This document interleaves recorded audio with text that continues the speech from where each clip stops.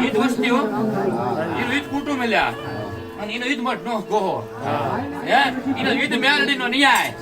ઈનો ઈદ ગઢિયો ત્રીજી પેઢી નો હાલે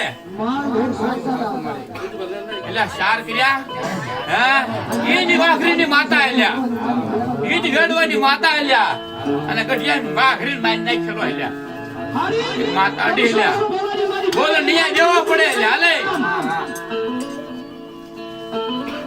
બે શાર લ્યા બોલ આ તો વેતી હરશે લ્યા હે વેતી હર ને લ્યા હે